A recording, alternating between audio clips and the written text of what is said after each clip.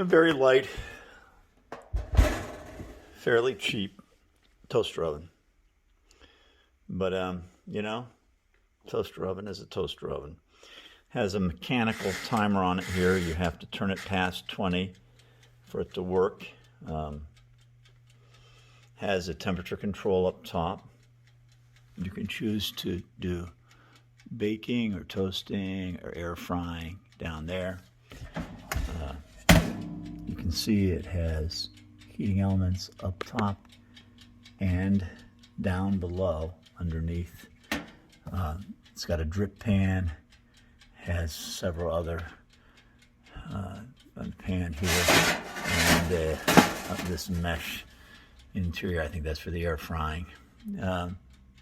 It's a nice little toaster oven. There's nothing fancy about it.